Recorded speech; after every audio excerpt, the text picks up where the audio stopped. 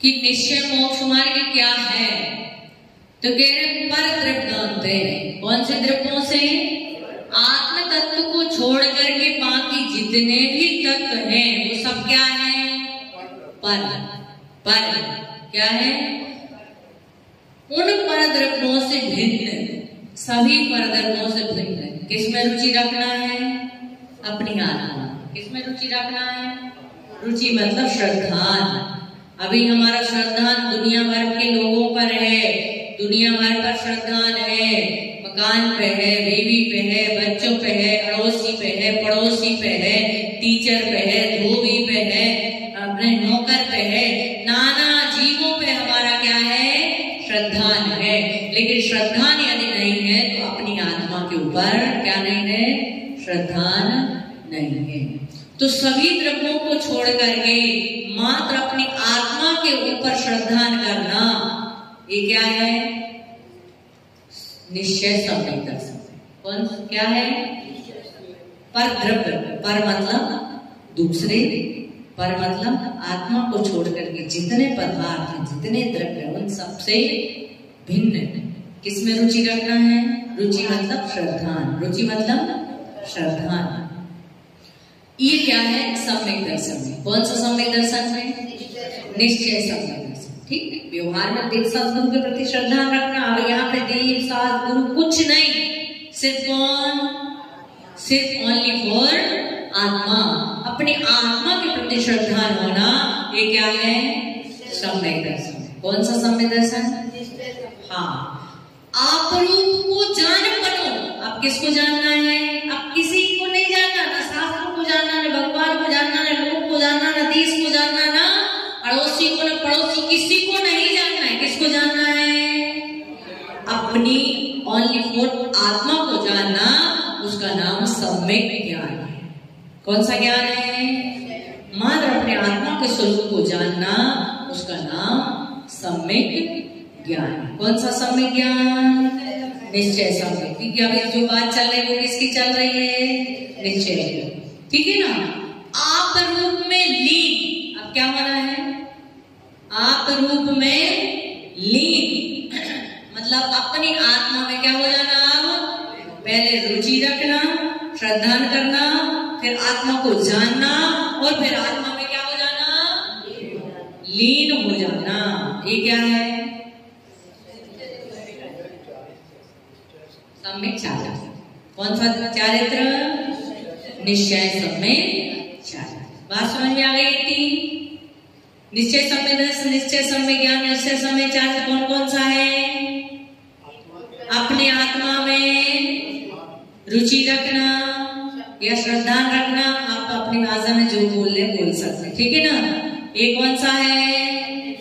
निश्चय सम्यक दर्शन। अपनी आत्मा को जानना, ये क्या है? अपनी आत्मा में लीन हो जाना, ये क्या है? निश्चय सम्यक चारित्र। ठीक है ना? समझ में आ गई है? देखो, अपन बोलते हैं देख भाल कर चलना। क्या बोलते हैं? देख भाल कर चलना। देखना, भालना और चलना, ये तीन शब्द है। देखना, भालना और चलना। तो देखना मतलब दर्शन, भालना मतलब ज्ञान, और चलना मतलब चारित्र। ठीक है ना? देख भाल और चलना, जिसको हम बोलते देखभाल कर चलो। मतलब देखभाल कर चलो, वहां पर सम्यक दर्शन, सम्यक ज्ञान और सम्यक चारित्र। ठीक है ना?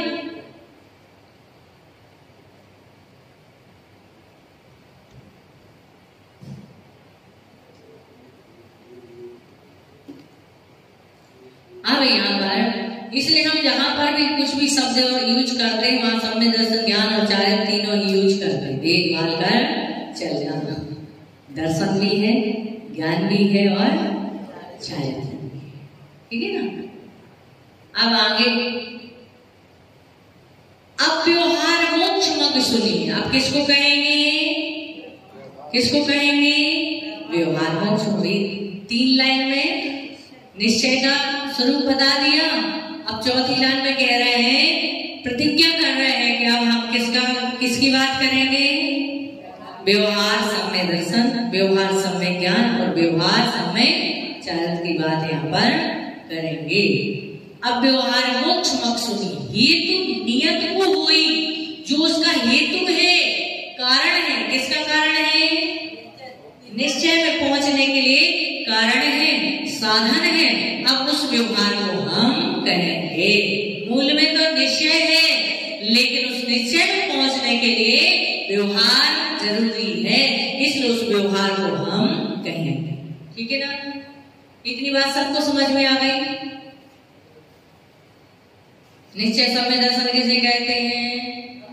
अच्छे से बोलना। पर द्रव्यों से अपनी आत्मा में रुचि होना।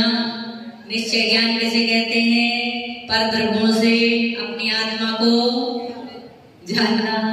निश्चय चारित्र किसे कहते हैं? पर द्रव्यों से भिन्न अपनी आत्मा में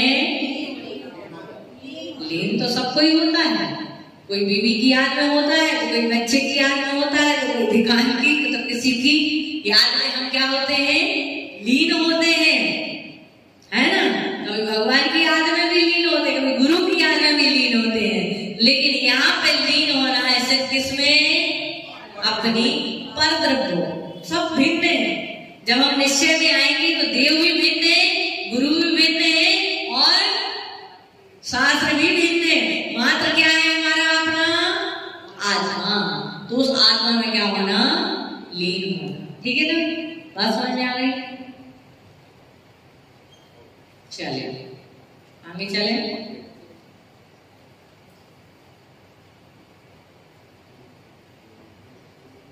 अब आगे चलते हैं। इस बात को बताते हैं कि व्यवहार सम्य दर्शन का स्वरूप क्या है, इस बात को बताते हुए कहते हैं तो जी हमारे 6 द्रव्य थे। कितने द्रव्य थे? अभी 6 द्रव्य थे। हे कितने द्रव्य हैं? 6 द्रव्यों में से हे कितने द्रव्य हम बता चुके पहले आप लोगों को। 5 द्रव्य क्या है? हे। गे कितने द्रव्य हैं? गे 6 द्रव्य। कितने द्रव्य हैं? जान लियो कि सब 6 द्रव्य हैं। हे कितने हैं? 5। और गे कितने हैं? 1 सिर्फ जीव द्रव्य। इसलिए पर द्रव्य कौन हो गए? पर द्रव्य कौन हो गए?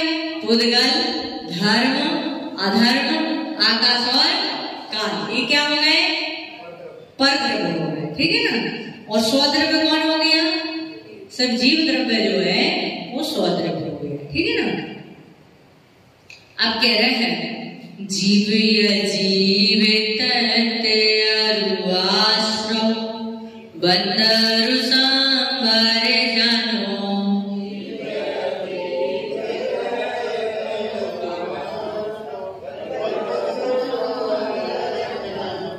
निर्जर मोक्ष कहे जिन, निर्जर मोक्ष कहे जिन, तिन को ज्यों का त्यों सरधानो।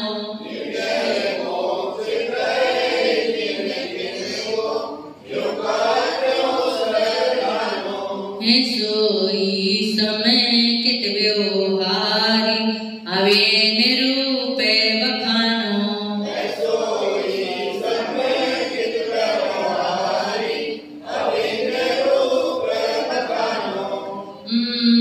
तिनको सुन सामान्य विशेष दृढ़ प्रतीत ओरियानो।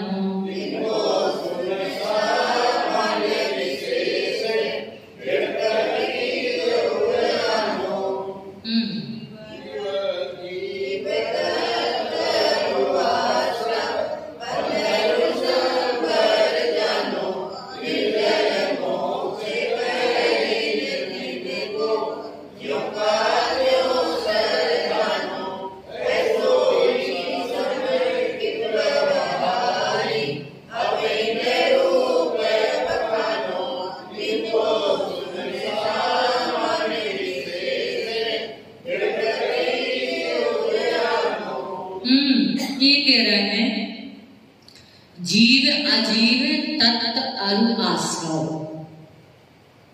जीव अजीव आश्रव वन संवर, निर्जर मोक्ष, निर्जरा पर मोक्ष। कहे जिन, किसने कहे हैं? सात तत्व किसने कहे हैं? जिनेंद्र भगवान। तिन को उनका ज्यों का त्यों सदा, जो उनका स्वरूप जिनेंद्र भगवान ने बताया है वैसे उस पे क्या करना? श्रद्धान करना। उसको क्या कहते हैं? व्यवहार। बात समझ में आई? ये बात तो हम बहुत समय से बचपन से सुनते आ रहे हैं। सात तत्वों पर श्रद्धान करना सम्यक दर्शन, ठीक है ना। तो सात तत्व जैसा उनका स्वरूप है, जीव तत्व का जो स्वरूप है वैसा श्रद्धान करना, अजीव तत्व का जैसा स्वरूप है वैसा श्रद्धान करना, आश्रव तत्व का जैसा स्वरूप है वैसा श्रद्धान करना। ऐसे ही सभी सातों तत्वों का जैसा स्वरूप भगवान ने कहा है वैसा श्रद्धान करना। मैंने एक दिन बताया था सातों तत्वों का स्वरूप बताया था, याद है? मैं कौन हूं? जीव, ठीक है ना। और मेरी फैक्ट्री क्या है? अजीब। मेरी फैक्ट्री क्या है? अजीब। और जो माल आ रहा है वो क्या है? आश्रव। और माल आया, कच्चा माल आया, वो क्या होने लगा? तैयार होने लगा, बनने लगा माल, तो क्या हो गया? बंद।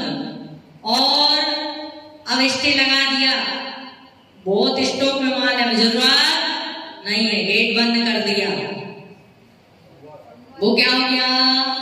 अब नवीन माल नहीं आ रहा है, जो है वही बन रहा है, लेकिन नया माल नहीं आ रहा है, वो क्या हो गया? संवर। अब माल बन करके तैयार हो गया, उस माल को क्या किया? धीरे धीरे सेल करना चालू कर दिया, तो क्या हो गया? निर्जरा। और पूरा माल बिक गया तो मोक्ष, ठीक है ना। इसको समय दर्शन वैसे भी लगा सकते हैं, अपने परिणाम पर भी लगा सकते हैं, ठीक है ना। परिणामों का कर्ता कौन? जीव। जो परिणाम अच्छे बुरे आ रहे हैं वो क्या है? आश्रव। जो परिणामों को हमने स्थिर करके रख दिया, जो उसकी अवधि थी, कितनी थी? जैसे अनंतानुबंधी की, अप्रत्यक्षान की, प्रत्यक्षान की और संजलन की। जैसे हमारे परिणाम हुए, उस रूप क्या हो गया हमारा? बंद। और अब हमने अपने परिणामों को स्थिर कर लिया। हमें कोई परिणाम ना अच्छे बनाना ना बुरे परिणाम करना है, क्या हो गया? संवर। और धीरे धीरे अपने परिणामों को संभाल लेना, उसका प्रायश्चित करना, ये क्या होने लगी? अब निर्जरा। और फिर सारे शुद्ध परिणाम हो गए, सारे कर्म नष्ट हो गए आत्मा से, तो क्या हो गया? ठीक ना। तो यहां पे कह रहे हैं कि जीव, अजीव, आश्रव, बंध, संबंध, निजरा और मोक्ष, इनका जैसा स्वरूप भगवान ने कहा है वैसा श्रद्धान करना, ये क्या है? सोई समकित व्यवहार। उसको क्या कहते हैं? व्यवहार से सम्यक दर्शन। समकित मतलब सम्यक दर्शन, व्यवहार मतलब व्यवहार से। अब इन रूप बखाना, अब इनके स्वरूप को कहते हैं। किनके स्वरूप को? सात तत्व हैं, उनके स्वरूप को अब कहेंगे। तिनको सुन सामान्य विशेष, उनको सुन करके, एक तो सामान्य होता है विवक्षा और एक होती है विशेष विवक्षा। तो सामान्य से और विशेष से समझ करके दृढ़ प्रतीत उसमें क्या करना चाहिए? श्रद्धान, दृढ़ श्रद्धान। क्या हुआ? अतः भाई समझ में आया? आया? क्या समझ में? सातों तत्वों का स्वरूप जैसा कि वीरेंद्र भगवान ने कहा है वैसा ही श्रद्धान करना, जो व्यवहार से मुक्त हो जी। सातों तत्वों का सामान्य और अब उसको उनके सामान्य और विशेष से उसका बखान करेंगे, वर्णन करेंगे, तो उसको आप सुनना, और सुनने के बाद उसमें क्या करना? बोलते ना, बिन जाने ते दोष गुणने को कैसे तजे। बिन जाने, बिना जाने हम दोषों को और गुणों को कैसे ग्रहण कर सकते? तो कह रहे हैं जाने बिना हम ना तो दोषों को छोड़ सकते हैं ना दोषों को ग्रहण कर सकते हैं, लेकिन दोषों को छोड़ नहीं सकते कि दोष क्या है, पुण्य किसमें है और पाप किसमें है।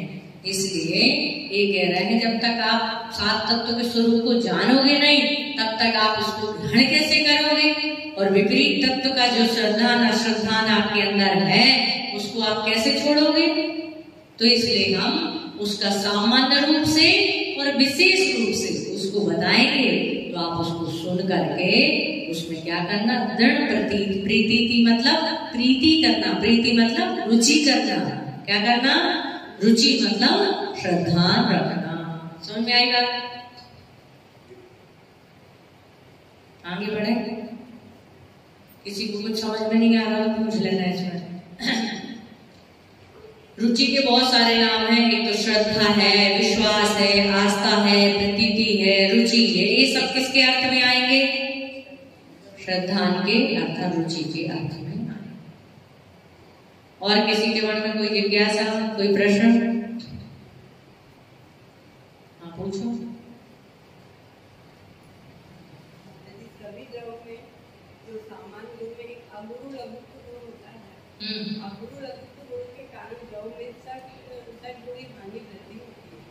तो उसमें ऐसा लिखा रहता है कि अनंत भाव गुण वृद्धि, फिर असंख्यात भाव, संख्यात भाव, फिर अनंत भाग रहता है, कुछ नहीं रहता है, संख्या, फिर हानि होती है, असंख्यात भाव। तो सर की हानि वृद्धि जब बहुत लिखा है पहले पढ़ लिया, किंतु समझ में नहीं आता किस तरह से। बिल्कुल, वो हम उसको आपको अलग से मतलब समझा देंगे। जब शास्त्र रखेंगे ना आप सामने, उस चीज की सारी व्याख्या रखेंगे तब उसको व्यवस्थित, इसकी बड़ी व्याख्या है, एक एक चीज को बहुत अच्छे से इसको अपने को समझना पड़ेगा, ठीक है ना। एक चीज हमें याद रहेगी, फिर एक चीज फिर पूछेंगे, उसको सामने रखेंगे जब समझ में आ जाएगा। और कोई इस संबंधित जो अभी समझाया आपने, इसके संबंधित कोई? आगे बढ़े फिर चले। अब कह रहे हैं व्यवहार सम्य दर्शन, ये तो हो गया। अब बता रहे हैं कि जीव के भेद और बहिरात्मा उत्तम अंतरात्मा का लक्षण बताते हुए पंडित दौलतराम जी कह रहे हैं यहाँ पे सम्यक तो दो प्रकार का होता है। कैसे होता है? एक तो निसर्गज और दूसरा अधिगमज, ठीक है ना। निसर्गज और अधिगमज,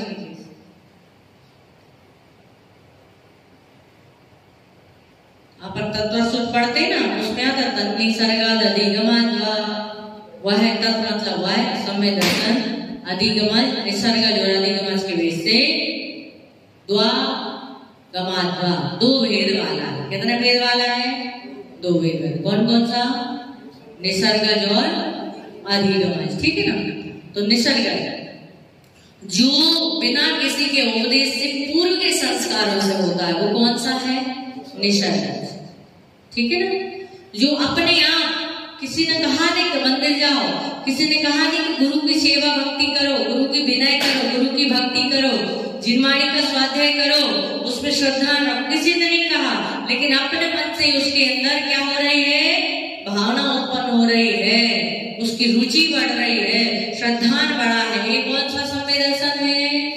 निसर्ग सम्य दर्शन। ये भैया मंदिर जाओ, मुट्ठी में चावल दिए, जाओ मंदिर जा करके दर्शन कराओ। और वो मंदिर गया, जाओ बेटा गुरु के पास जाओ, गुरु का दर्शन करके आओ, गुरु को आहार दे करके आओ, उपदेश सुन करके आओ। ये क्या हो गया? अधिगमन। अब अभी वो आया है, अभी उसका सम्य दर्शन है नहीं, इसकी कोई गारंटी नहीं है। लेकिन जैसे ही वो प्रेरणा दी और प्रेरणा से 1.5 साल गुरु की भक्ति में लग गया, और लगने के बाद उसका श्रद्धान बन गया, उसमें रुचि बढ़ गई उसकी, तो वो क्या हो गया? अधिगमन सम्य दर्शन। कौन सा सम्य दर्शन हो गया?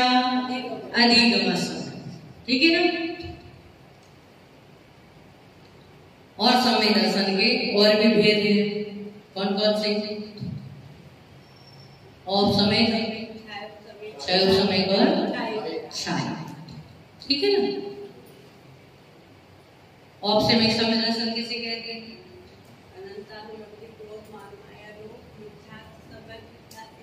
इन 7 प्रकृतियों के 6 उपसम और 6 उपसम को क्या कहते हैं? कौन कौन सी 7 प्रकृतियां? 4 कसाय। कौन सी? अनंतानुबंधी। कौन सी कसाय? अनंतानुबंधी की 4 कसाय। क्रोध, मान, माया, लोभ। मिथ्यार्थ, सम्यक मिथ्यार्थ और सम्यक प्रकृति। कितनी हो गई? 7। इन 7 प्रकृतियों का जब 6 उपसम और 6 उपसम हो जाता है तो कौन सा सम्यक दर्शन प्रकट होता है? औपसमिक सम्यक दर्शन प्रकट। 6 उपसमिक सम्यक दर्शन किसे कहते हैं? बस 7 प्रकृतियां बोल दो ना, 7 अभी बता ही दी है।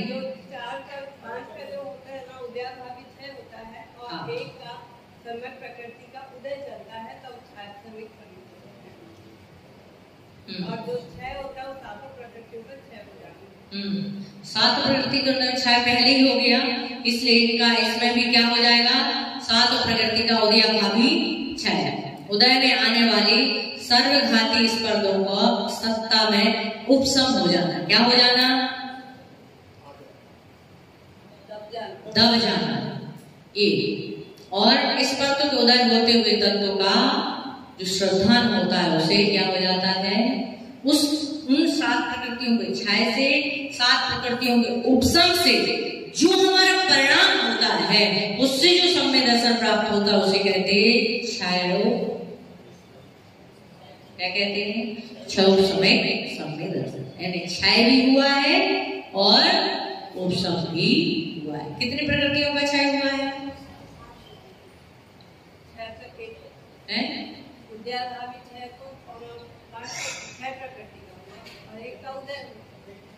सम्यक प्रकृति का उदय रहता है और 6 प्रकृतियों का उदय भावित है मतलब उत्तम हो जाता है।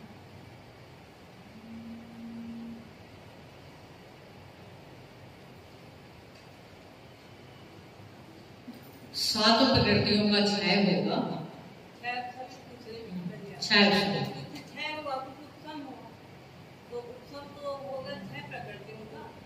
उदय भावी है और सम्यक प्रकृति का उदय प्रकृति का उपसम होगा।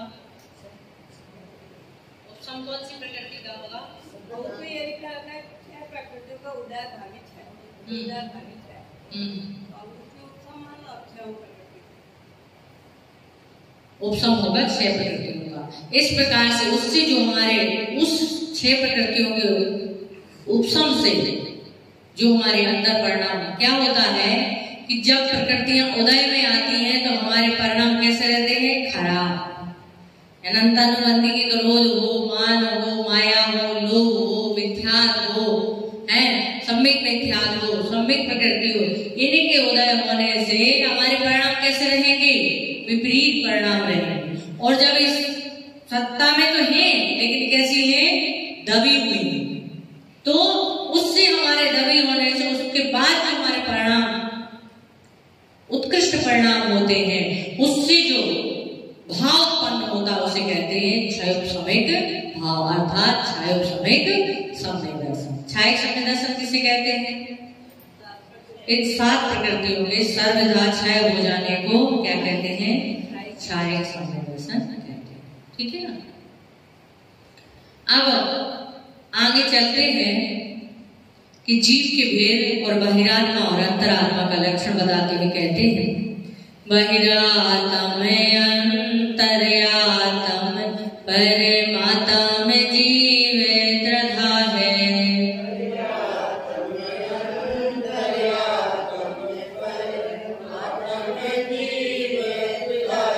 देह जीव को एक गिने बहिरात्म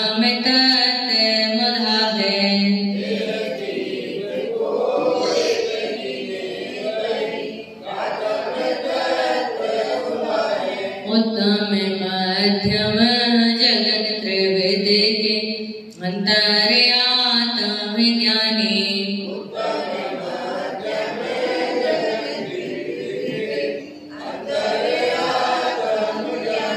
द्विविध संग विनय सुदोपे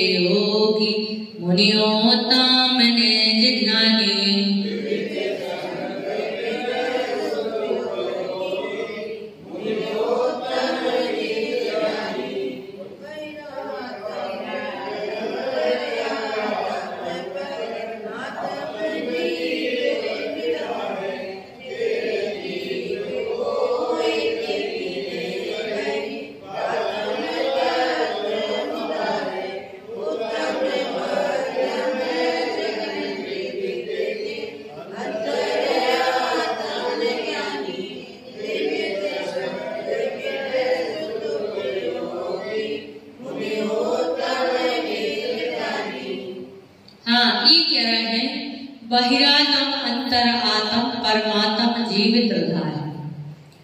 आत्मा के जीव के 3 भेद हैं। कितने भेद हैं? कौन कौन से? बहिरात्मा, अंतरात्मा और परमात्मा। बहिरात्मा, अंतरात्मा और परमात्मा, ठीक है ना। देह जीव को एक गिने। बहिरात्मा कौन? जो शरीर और आत्मा को एक गिने वो कौन है? बहिरात्म तत्वमुदाय, उसको बहिरात्मा कहते हैं। तत्वमुदा मतलब वास्तव में बहिरात्मा कौन? तो कह रहे जो शरीर और आत्मा को क्या कहता है? एक मानता है, वो क्या है? बहिरात्मा। अब उत्तम अंतरात्मा, उत्तर अंतरात्मा, उत्तर अंतरात्मा के भी 3 भेद हैं। कितने भेद हैं? 3 भेद हैं। कौन कौन से? अंतरात्मा जो है उसके 3 भेद हैं। कौन कौन से? उत्तम, मध्यम, जगन त्रैविध्य की अंतर्यातम क्या है? अंतरात्मा के कितने भेद हैं? 3। कौन कौन से? उत्तम अंतरात्मा, मध्यम अंतरात्मा और जघन अंतरात्मा। समझ में आ गई बात? जीव के कितने भेद हैं? पहले 3। कौन कौन से? बहिरात्मा, अंतरात्मा और तो बहिरात्मा कौन? शरीर और एक मानव कौन? अब कहाँ चलेंगे? अंतरात्मा। तो अंतरात्मा के पहले भेद किए इन्होंने। कितने भेद हैं? कौन कौन से? उत्तर अंतरात्मा, मध्यम अंतरात्मा और जघन अंतरात्मा, ठीक है ना। अब कह रहे हैं कि उत्तम अंतरात्मा कौन है? दुविध संग में सदुपयोगी।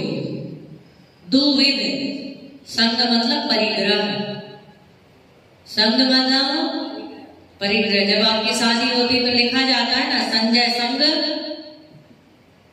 दूसरे का नाम नहीं ले सकते हैं, और फलाना फलानी, संजय संग जो भी कुछ हो, ठीक है ना, है ना।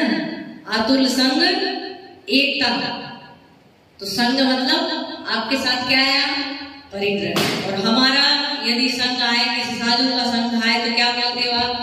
संग बोलते कि संघ? संघ मतलब समूह और संघ मतलब परिग्रह, ठीक है ना। तो यहाँ पे जो संघ है, संघ मतलब संघ 2 प्रकार का, परिग्रह कितने प्रकार का है? कौन कौन सा?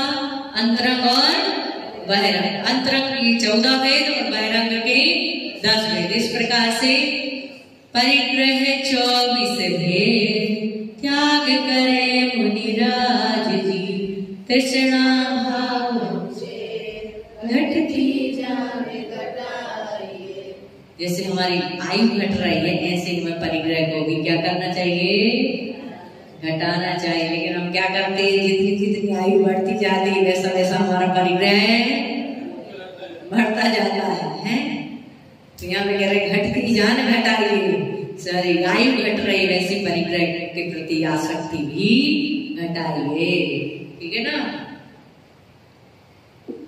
तो दुविध कितने प्रकार का है संग? कितने प्रकार का है? दुविध। 2 मतलब 2, विध मतलब प्रकार, संग मतलब परिग्रह है।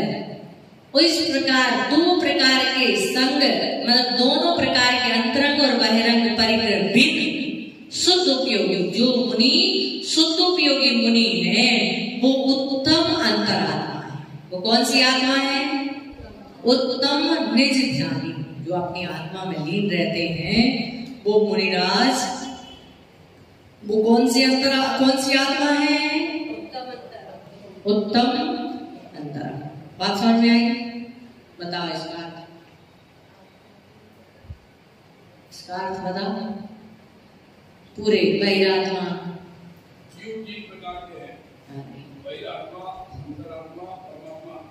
जो शरीर और आत्मा को एक मिलते हैं, वे तत्वों से अनजान बहिरात्मा विषय।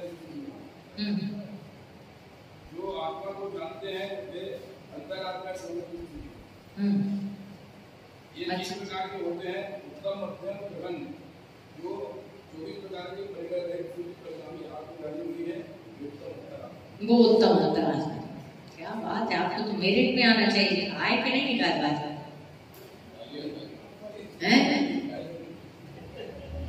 जब पुस्तक में लिखा है वही बांचती है कि आप लिखते हो वो बांचते हो? लिखते हैं ना, वही बांचते हैं, वही तो ठीक है ना। आप लोगों में से कोई बोल रहा है नहीं, बिल्कुल कठिन नहीं है। जीव जीव, यहाँ पे बात कही जीव की, अभी बात किसकी चल रही है? तत्व कितने हैं? 7 तत्व हैं। तो पहला तत्व कौन सा है? दीप तत्व। तो जीव की व्यवस्था बता रहे हैं कि जीव की अवस्थाएं कितनी है? 3। कौन कौन सी? और परमात्मा, क्योंकि जीव ही परमात्मा बनते हैं, ठीक है ना। तो बहिरात्मा, अंतरात्मा और परमात्मा। तो अब कह रहे हैं बहिरात्मा कौन? सबसे पहले कहा कि बहिरात्मा कौन। अब जीव की पहचान कैसे करोगे, श्रद्धान कैसे करोगे? तो उस जीव की पहचान के लिए बताए हैं कि जीव इतने प्रकार के होते हैं। बहिरात्मा है जो आत्मा और शरीर को एक एकता है, वो क्या है? अब क्या आया? अंतरात्मा। अंतरात्मा के कितने भेद कर दिए? 3। जीव तो सभी है, लेकिन हम उसमें भेद करना पड़ेंगे। जैसे हम गण्डी है, ये आरिका है, उसके नीचे क्या है? छिल्लिका है, उसके नीचे क्या है? श्रावक है। तो गुणस्थान की कैटेगरी बढ़ेगी कि नहीं? गुणस्थान अपेक्षा चलेगी सारी बात। तो बहिरात्मा कौन है? कितने गुणस्थान होते बहिरात्मा के? एक ही होता है, कुछ और होते हैं। पहले गुणस्थान से लेकर के तीसरे गुणस्थान तक जो है बहिरात्मा। कौन से गुणस्थान से? पहले गुणस्थान से तीसरे गुणस्थान तक कौन है? बहिरात्मा, ठीक है ना। अब चौथे गुणस्थान वर्ती जीव है, जघन अंतरात्मा। चौथे गुणस्थान वाला कौन है? जघन अंतरात्मा। और 5वें गुणस्थान वर्ती जीव कौन है? मध्यम अंतरात्मा।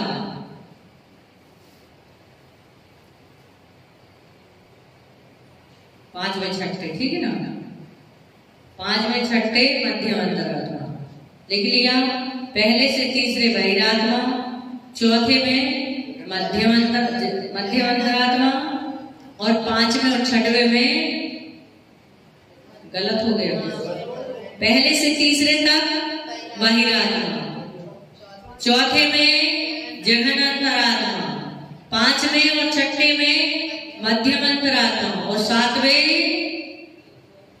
से लेकर के 12वें गुणस्थान तक उत्तम अंतरात्मा। ठीक है ना, बात समझ में आई?